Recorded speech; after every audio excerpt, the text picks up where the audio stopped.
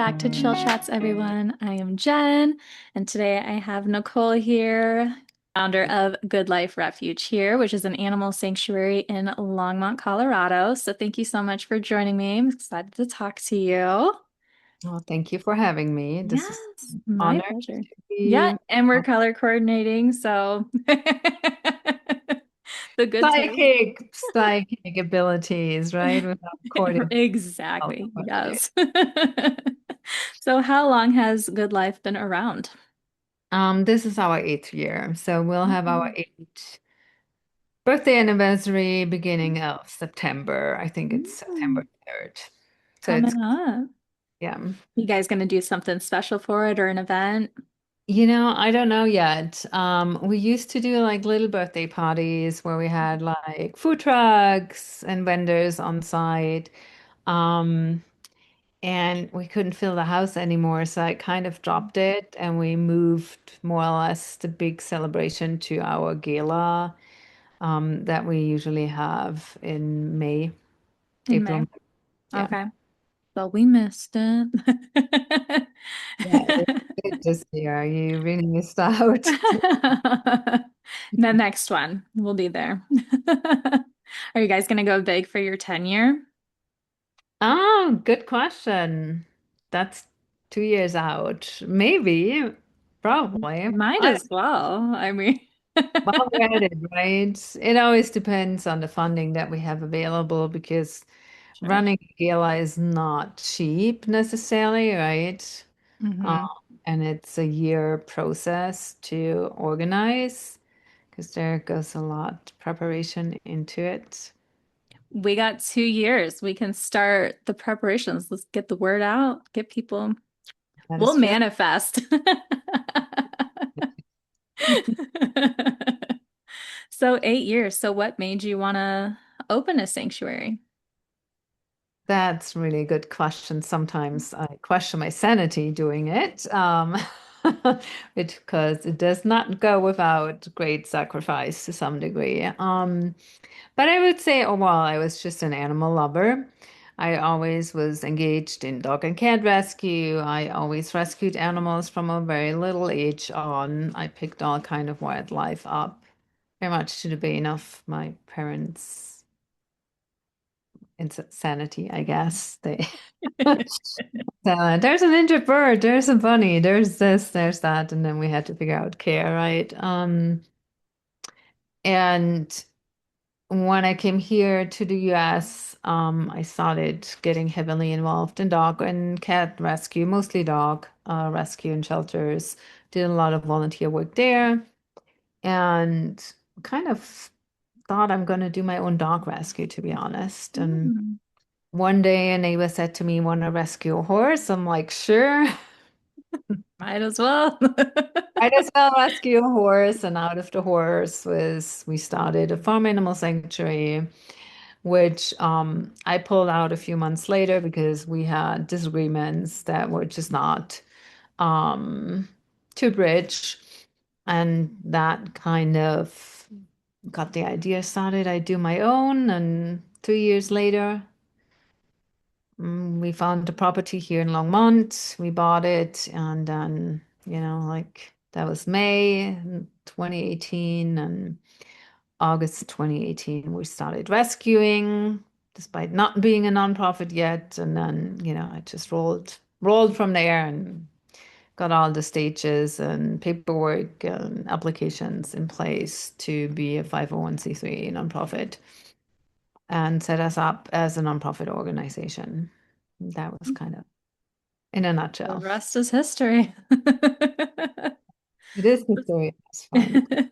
So, how was it opening so close to COVID, and how did you guys navigate that? If you guys had any struggles with Um, that?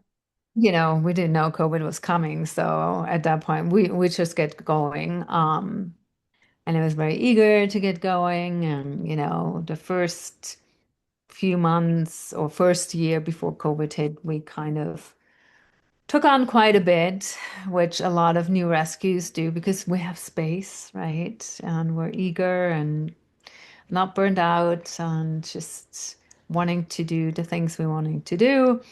Um, When COVID hit, that was kind of terrifying because we just started gaining momentum. Events was our main income source, and that was cut off, right?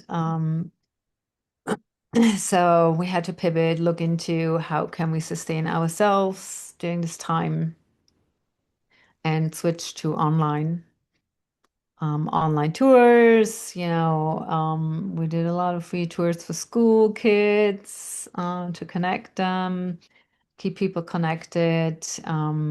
We did online events. We had like a drag queen come in for our Mm. Thanks- event that we usually did, um, and things like that. And I think we were lucky that we had good donor support that helped us pivot through the time because our online donations increased during the time. During COVID, of course, so did the animal intake. We almost doubled in size because there was so much need, which was not a smart move on my end because it almost killed us as an organization. I think that's for newer organization is always the balance of learning to say no and what's your bandwidth, right? In order to stay healthy as an organization. Yeah, it was challenging, but actually pretty proud we got through it Yeah. unscattered, more or less. And, we're still here, we're thriving, we're growing. Um, we made it. Yeah. 8 years strong. You're Yeah. gonna have a big shebang for 10. I can feel it. So how many animals do you guys currently have at the sanctuary? Um, I did lose count, I have to admit. Between 65 and 70, I think 67.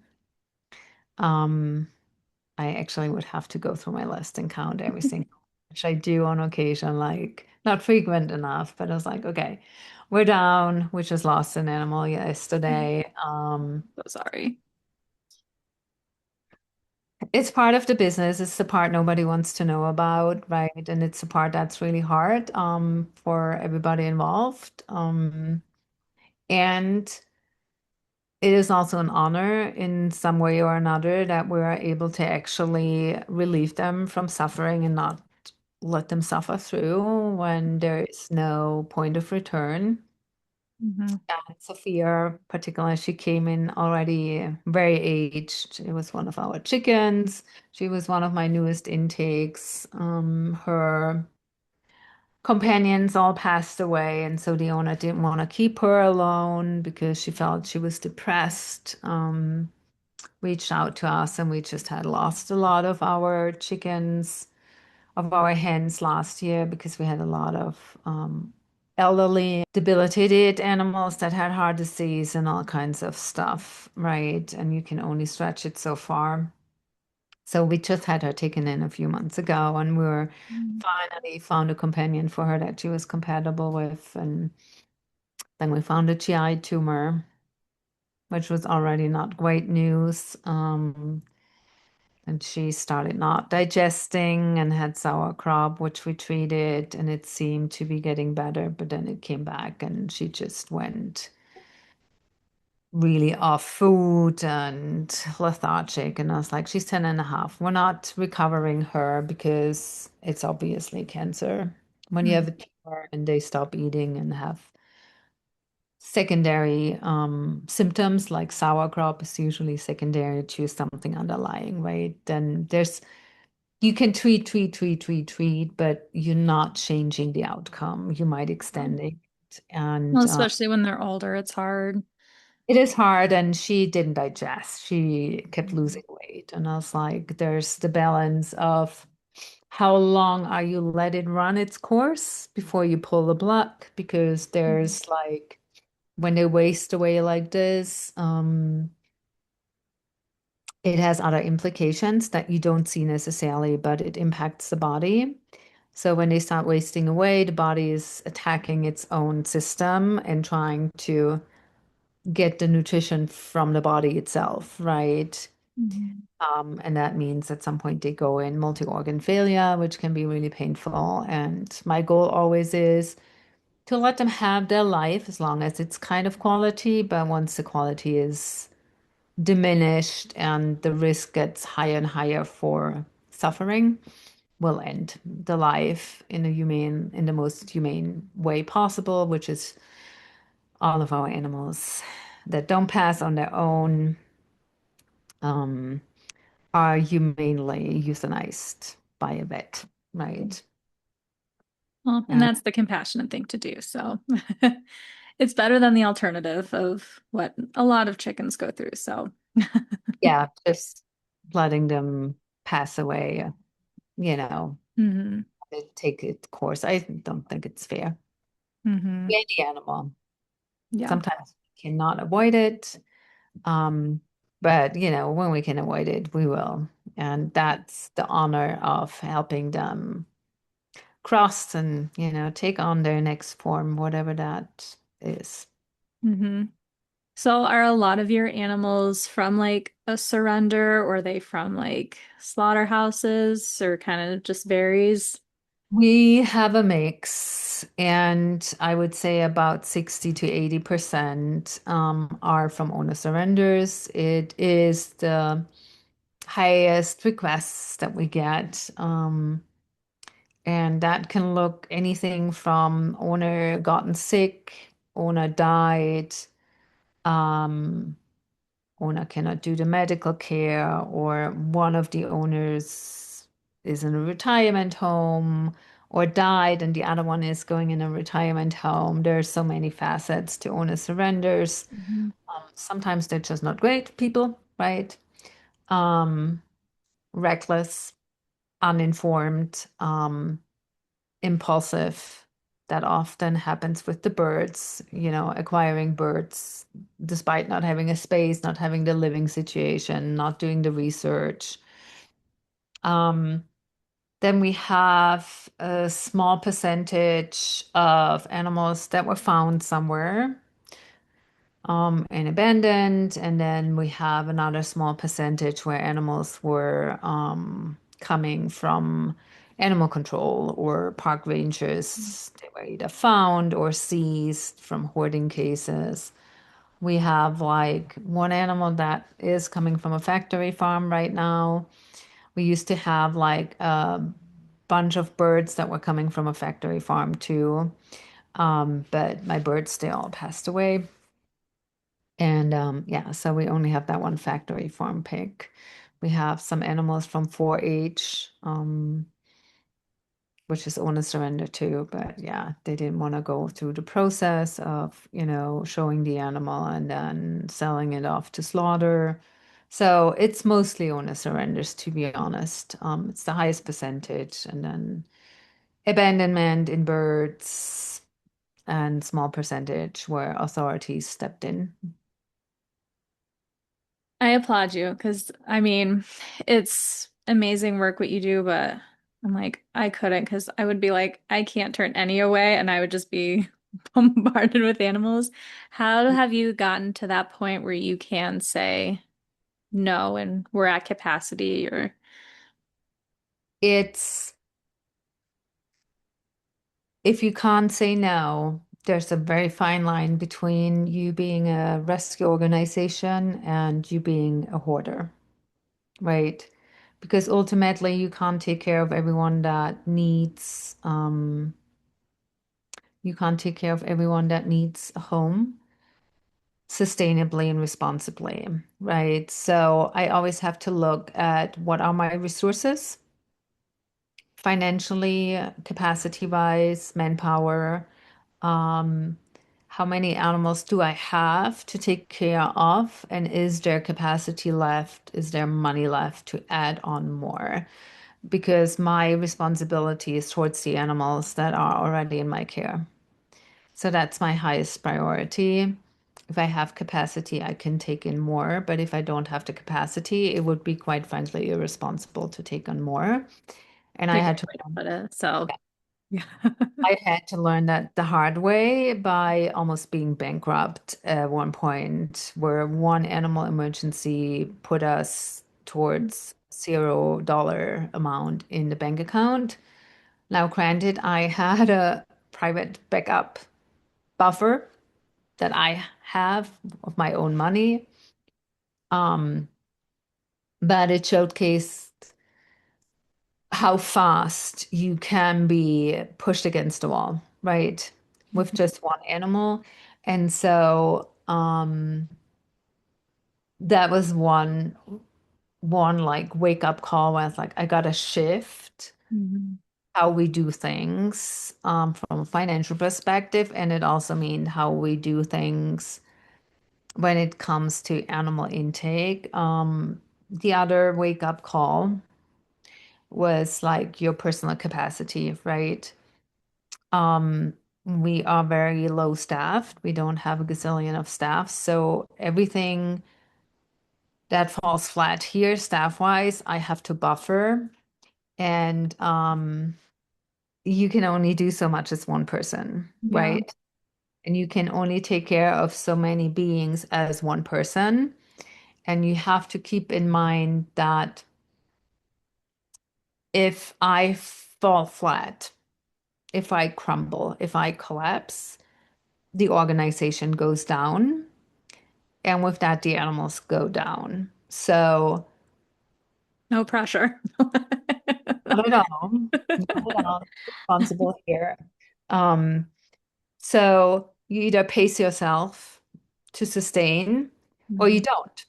And I've seen it around me when rescues collapse for different reasons, right? The founder gets sick, can't continue. What happens? The nonprofit dissolves, and then you are at the point where you have to act fast and find something, right? The animals have to go somewhere. So I'll have that always in the back of my head when I make decisions. And sometimes I'm not as good, and sometimes I'm better. I'm better saying no when I'm at my capacity. I was like, I can't deliver more. I cannot do more anymore. Then I'm faster with my no, right? And I had to learn that it's not my responsibility to help every animal as much as it sucks, because I was not the one who put the animal in that situation in the first place. And so, I have to keep in mind that the person who got the animal and who put the animal into place, it's their responsibility, it's their karma to carry, and not mine. And that helps. It doesn't make it easier, but Yeah. it's like you got to shut yourself off from f- being the one who thinks you're responsible for every animal that a request comes in, right? We deny anywhere between 100 to 200 requests every year, just because I don't have the funding, I don't have the staffing, and I'm running out of personal capacity to carry more. Mhm. Right. So it sucks, but Yeah. it is what it is, and we can't save them all. It's such a stupid saying, but it's the truest thing in the rescue world. And we have to make sure that the animals that we gave a promise of a safe home here on site, that they're taking care first Mhm. before we take in any other one, right? And these are hard. Well said. Ugh. It is. That's such like the responsible, compassionate thing to do. And it's true. You have to have that boundary. So well put. I didn't have it at the beginning. It's like, as I Hmm. said, during the pandemic, we doubled. We were up to 90 animals at peak times. Hmm. It almost killed me. It took my health down to like a level where I was like, I cannot keep going like this, because otherwise there won't be any me Hmm. left. I have family myself, I have two kids, and I have all this responsibility and nobody to pass it on to, right? Hmm. So Mm. So speaking of staffing, so are you mostly volunteer based or do you have employees? we have both, but we're mostly volunteer based. So right now we have no staff except for me. But so we're hiring. We're looking for more caretakers, and we're looking. Well, we have a farm manager. I just hired her, but she's not trained yet. But we're looking for two more caretakers, and they're all part-timers, because we cannot afford full-time staff yet. So, in the big scheme of things, we have three full-time staff in total, hourly when you take the hours, including me. And then the rest is done by volunteers and my board of directors. Do you have an age requirement for volunteers that you take? Not necessarily. I do not have underage kids here, meaning under 18. You need to bring your parent because we don't have bandwidth to supervise children. But we do let parent children teams come here. Okay. for And is how can people sign up to volunteer if they're interested? So we have on the website, if you go how to get involved, I think it's the little upper thingy on the website. If you click on that, you can go to the volunteer section and it shows all the volunteer opportunities that are there. If you scroll down a little, you get to the hands-on volunteers, which most of my volunteers do, where you then attend a training. We have training once a month. And so you can sign up for an orientation, see if it's something for you, because there's what you think it is and then what it really is. Sometimes it's not the same. Mm. Um, and then you can sign up for your first shift and get started helping out here with animal care, which is mostly mucking stalls, cleaning coops. The dirty work. Yeah. Yeah. A little bit playing with the animals, but not so much because we have lots of Mhm. things to do, making sure the water is fresh and the troughs are clean and, helping with hay and things like that. Yeah. Mhm. Mm. So I found you guys through your comedy night, which was such a great event. Bravo. So fun. And I know that's a newer event you guys have. Do you have other events you do besides the gala? Yes, we do. Right now, again, I need to get my calendar updated. I'm way behind because I'm focusing on You're staffing. busy. Yeah. This is the downside when you're more or less a one-woman show. I do everything from marketing events to social media, planning events. But so we have a few signature events, I would say. We have a hot chocolate event, usually in February around Valentine's Day. People love hot chocolate, and we usually give it out for free. Go figure. Um, and then we have the gala in May. Um, People can book tours. Best way right now is just to send an email to info@goodliferefuge.org because the calendar isn't up to date and I have very limited capacity. But when people tell me they want a private tour, I always get it done and worked out. Um, we have been doing yoga and I want to get one yoga event back on the calendar, but probably in September because of the weather. It's just way too hot right now. And we usually do like some kind of birthday celebration around September as well. And then another event around October, either fall festival or last time we did a Halloween thing. We've done square dancing. No, what's it called? Mm. What's it called? The Western Square dancing or line dancing. line dancing, not square dancing. We did line dancing. So, Mm. I always look what kind of fun stuff could we do, event wise, and that's usually about it. Um, And are we've done, those usually on Facebook that people can find those? yeah. So once I have them planned, which I'm not as good as other organization who has the full year lined up, at the beginning of the year. Unfortunately, I would love to, but I'm not there. Um, it's on Facebook and on our events calendar on the website. Okay, we'll tag that. So, with the comedy nights, how have you guys come into that? Were you approached by, it was Stephen and So the Jen related? first year, I think Stephen was approaching us because he was doing the Sanctuary tour through the US. Um, and then this year, Jordan, my board chair, reached out to him about coming back to the Sanctuary. It was so fun. I wish I would have known last year I would have been there, but now if it happens again, I will be there every year. Come for the chocolate, hot chocolate, all the things. I'm very excited for those.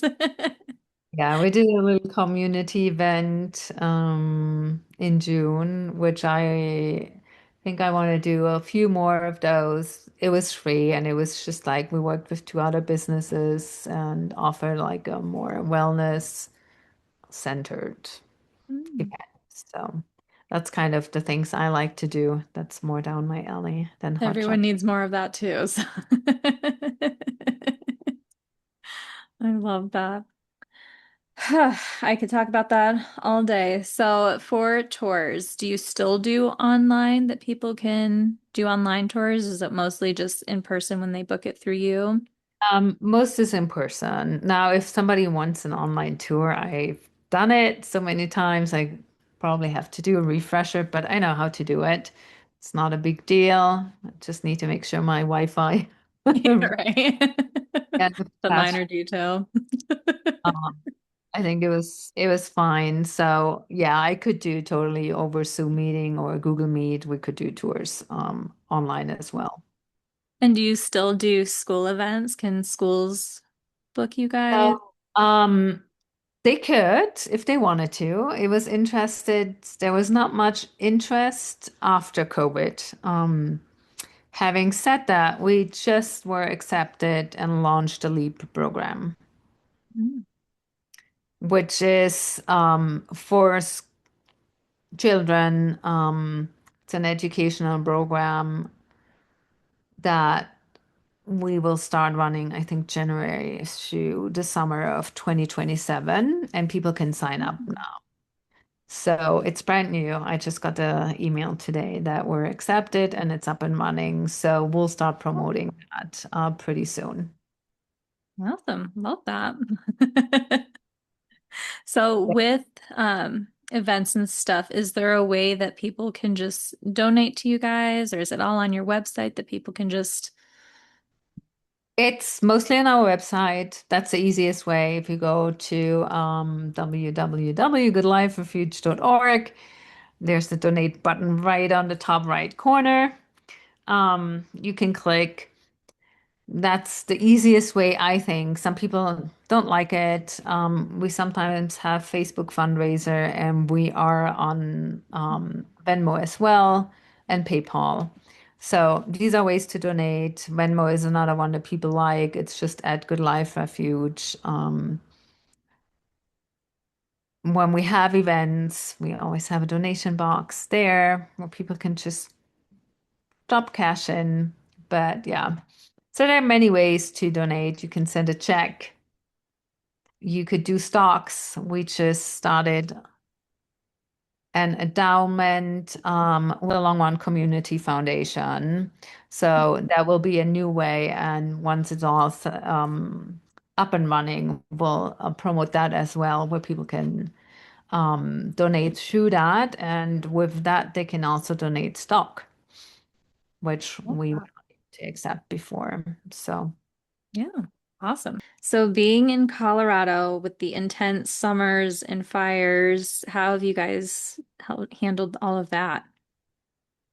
It is very difficult right now, to be honest. It's stressful, trying to keep everybody cool, trying to keep everybody safe. And we have, winter is stressful when we dip really low. This summer heat is stressful because 50% of our residents are birds, and extreme weather in either direction is extremely dangerous for the birds, particularly the elderly or the ones that are kind of debilitated. So we have fans running, and we do ice water. We make sure that there's water replenished all the time. For the pigs, we make sure that they have the access to their water holes because they can't temperature regulate through sweating like other animals. We give out cold and frozen snacks. We lock up late at night, so they're not going to be locked up in really hot enclosures. Yeah, it's not great. It's really not great. This year particularly is stressful. We were finally able to secure our hay supply for the year, which took me months, and we're running out of hay in Colorado. So it was really important to me that we can secure all of what we need. Because by end of the year in the winter, we probably won't have access to any hay. But it's 50% more than we usually pay, right? And that is based on the dryness we had and the drought that's going on right now. That's one piece. We have similar issues with the straw, which I have not fixed yet, that problem, because there is an expectation there won't be straw available at the end of the year, and that's actually when we need it. When we're heading into winter time, we need to make sure we keep the animals warm. I don't have heated barns, right? Because we're unfortunately financially not that well set up that we could take everything down and rebuild something beautiful. So we rely heavily on straw to keep our animals warm, and it looks like we won't have any in by end of the year. So I got to figure out how I can stock up now and where to get it. And then we have the fire risks right now that it's burning everywhere already. So it's just a matter of time when it will burn near us. We were lucky so far. Got to knock on wood. In the past, despite having had like 2 or 3 fires coming towards us, we did not have to evacuate. But, it's like you got to be prepared and you got to watch the weather. And it's just so many things that are so uncertain right now that causes a lot of stress, to be honest. So it's not great. I can't even imagine. So, besides donating, is there a way that people can kind of jump in and help in any way or Yes, 100%. So we have, because we had just a lot of staff turnover, and with that, a lot of the things that weren't done came and resurfaced. There's a lot of fixing to do, a lot of mending to do around the property, for example, right? As an example, we got to clean up the pasture, we got to mow, we got to move things, repair things. So, if people are handy and like outdoor work and pitching in, always a way. I have a few friends who do only that. If I could have a few more of those, right, would be fantastic. There's always things we don't get to in the day to day, but it needs to happen at some point, right? Where we could use help, or our manure pile, which is mostly hay and straw and some poop, needs to go. So if, I don't know, somebody wants it, it's all yours, or knows somebody who would haul it for free or very cheap, right? Things like that. Or if you know somebody who has enough straw, I need about, I probably should get like 300 bales, to be honest. And can deliver, right? Because I don't have bandwidth right now to haul it myself. Or if somebody wants to haul, things like that, that always is super helpful for us as well, right? Or if you're a handyman and you're talented in that arena, yeah, Mm. electrician, veterinarians who want to help with their skills. All of that is super helpful. Mm, It's so stressful. I don't even know how you guys do it, but I'm so grateful that you do.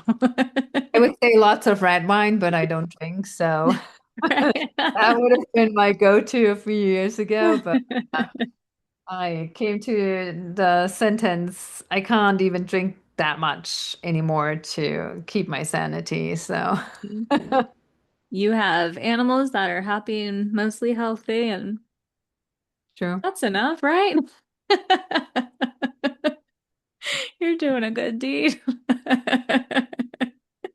Oh They my say God. no good deed goes unpunished. It's so true. Like, and I don't think that's a compliment, to be honest. I think Hmm. Hmm. 100%. So, being a smaller animal sanctuary, do you have good resources with other sanctuaries, or do you guys kind of partner together? Is it kind of a separate thing? you know, I would love to say yes, and the matter of fact is no. So we do collaborate quite a bit when it comes to networking animals and sharing medical knowledge, but that's about it. Everything else is kind of separate, which I find a pity. And I would love to have more openness and more information sharing, but it feels like there's some resource guarding going on, right? In some arenas, which I understand, and yet I do think, all of our donors, while we're similar and very different, it doesn't mean that that donor would support me too necessarily, right? Or that by sharing resources or knowledge and about how to get more resources it would hurt me necessarily, right? I would love more collaboration. I do collaborate with other nonprofits. I'm actually in a leadership cohort with other Boulder nonprofits where we actually do exactly that. Especially when things are so hard to come by too. It's like share. And I have like my own little sanctuary network where we share very openly. But that's like the bigger scheme, not so much. Mhm. It's actually too bad to hear, but at the end of the day, it's for the animals and Yeah, and we we'll could all do the do. best we can. I was Yeah. like, it's okay. Where it's at, I think it would just be better if we would pull our strengths together a little bit more at times.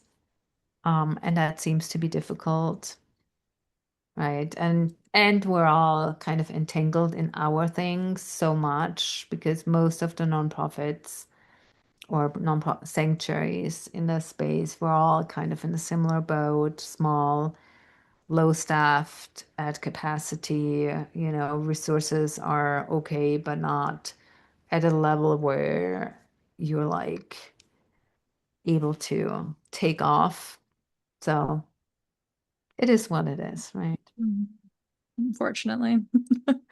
So back to like the fire situation, do you guys see an influx of people trying to give you guys animals to take in, or is it kind of, do you take in animals that are being mishomed? Not mishomed, but Um, right now we're back at capacity, and the biggest reason is the staffing. I don't have stable staffing right now, so I can't take in more.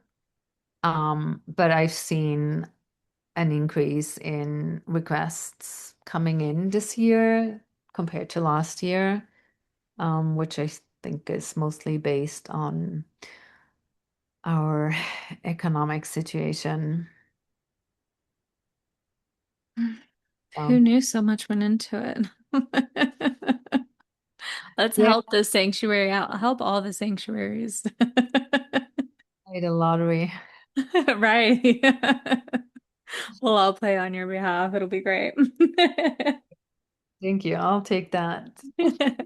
And we'll manifest, we'll get you a big birthday bash, bring in a lot of donations too. So it's best to just follow on Facebook or look online. And if you need help posting stuff, I am happy to post for you guys and Oh, share yeah. all that I can. We always can use help spreading the word. I think that's one part where I was like, why are we not having the reach, right? Why do people not know we're here? And then also, I'm kind of running out of event ideas. And our events have been tanking a bit. So I've been doing less and less events because it's like it's not worth it if I have 15 people coming, but I need like 20 volunteers to staff the event, right? Mhm. And I have not figured out why that is, that our events aren't well visited because they're usually well planned and organized and facilitated.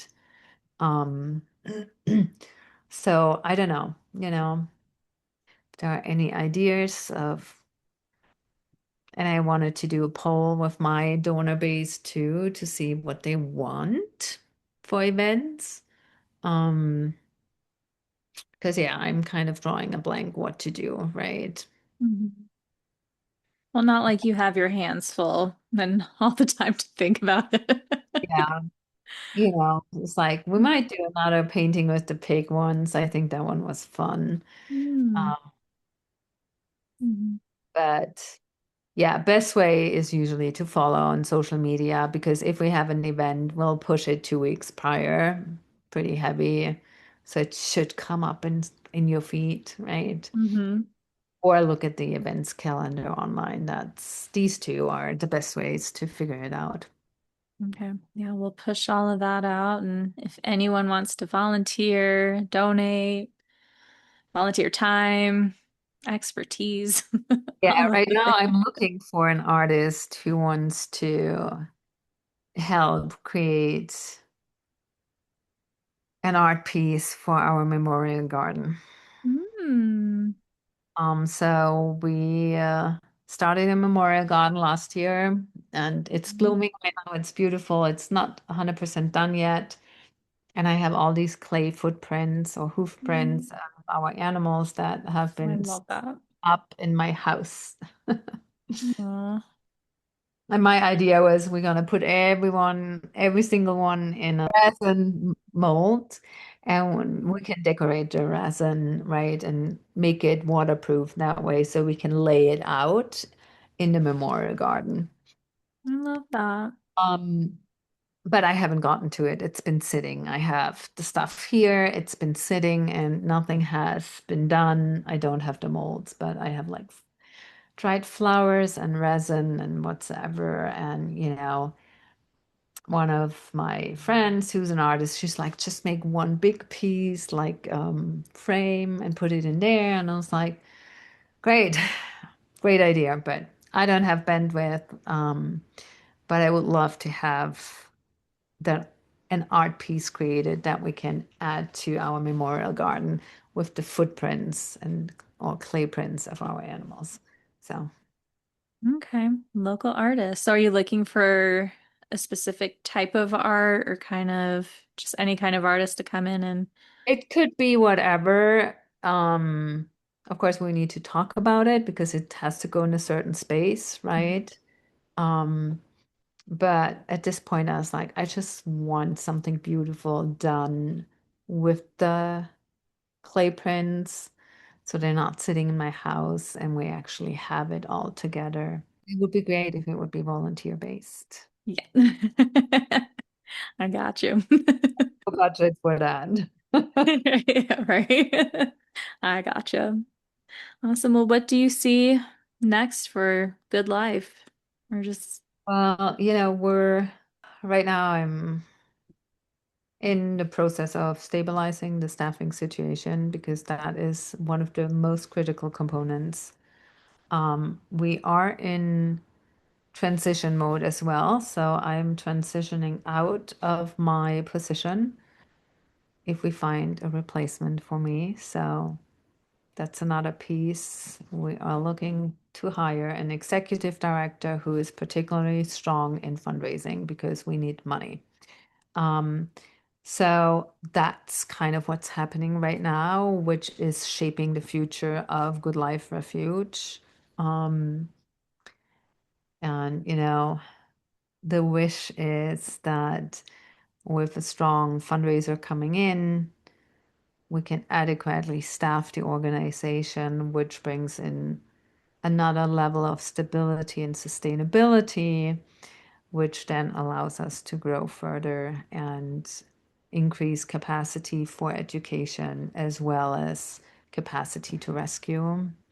So that's kind of, in a short nutshell, what I envision Good Life Refuge future to be. So if you know any executive director that would be fitting that description, that's kind of, what's happening right now, and hopefully shaping the future in a way that will help us grow.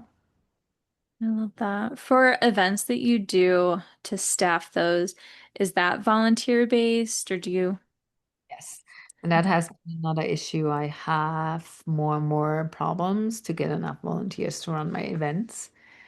So people want to volunteer just to do event stuff. That's perfect too, because we're not getting enough volunteers from my volunteer base right now to do that, which has also been kind of limiting our capacity to run events.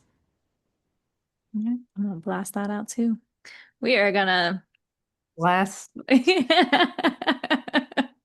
are gonna get it all out there for you. And then lastly, what is the mission of Good Life other than letting them live their best life? our mission statement is to provide a safe haven for abused, neglected, and at-risk farm animals. And that's actually what we do, right? And that's mostly what we do. I like to sprinkle in some education because, well, I love the rescuing piece. That's what I'm good at. That's what kind of gives me adrenaline and a positive kind of kick. Um, it's just a fraction of what happens afterwards. The rescuing piece is actually the easy part, but then comes the long-term care. All of the animals stay here for the rest of their lives, and some of their commitments are not short-term. Pretty much none are short-term, unless we're talking about the quail that lives like 2 years. But every other animal we have on site, their lifespan is anywhere from 10 to 30 years. Um, and so, that first part is really the easy one. But making sure that they're taken care of day by day by day is the piece that um,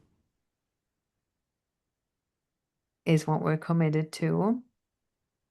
And the education piece brings in that you can only rescue so many.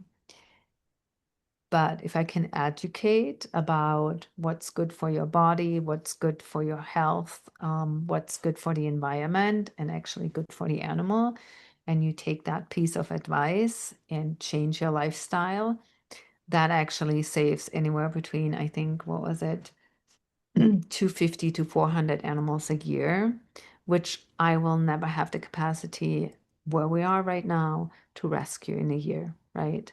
So education is the way to go and to build upon. So while rescuing and lifelong care is our mission, the education cannot be neglected because it has a bigger impact for everything involved, right? Not just for the animal, but also for your personal health and for Mother Earth. And I was like, if we're destroying where we're living, where are we going to live and how are we going to? Amen. Do you know the oldest animal you have right now? Let's see. I think it's Jimmy the goat. No, it's not. It's Lucy Goose. She is 15. Mm, Yeah. well, Just learned that geese can live up to 25. Yeah. at least she can make it as long as she can, you know? She can, yes. She was already old when she came in, but then I was like, okay, she's 15 now, and I was like, she should be getting towards the end of her lifespan. And then I looked it up and was like, nope, Yep. got another 10 good years, This year. probably. What's the youngest? Do you know? My youngest are my baby goats. And they're not babies anymore. They're about a year. Okay. Oh, I love it. Well, It's the baby goats. I don't have a young bird or anything. No. not yet. I But might hopefully, I might go on a this I would say goose hunt, which is not right, but maybe a chicken hunt later today. Because somebody called me about a loose chicken in Longmont, which I hate letting them be because they not always make it through the night. But well, now we have bears roaming around Longmont, so what's new, right? right. Uh, well, thank you so much for all your time and talking about your amazing sanctuary. We're going to blast everything out, hopefully get you an influx of volunteers, donors, all the things, and I Yeah, can't wait for the next event. that would be wonderful. Thank you so much for having us and letting us tell our story. I really appreciate you and Yeah, I appreciate you and everything you're doing. It's not easy work and it would be so easy to throw in the towel, but what you're doing for the animals, the planet, everything, just thank you for all you do. well, thank you for supporting us. I really appreciate that, Jenny. Yes, my pleasure. Well, I will tag all of their information, so please go support this amazing sanctuary. And yeah, until next time, thank you for joining us. And thank you again for all your time, Nicole. Thank you, Jenny.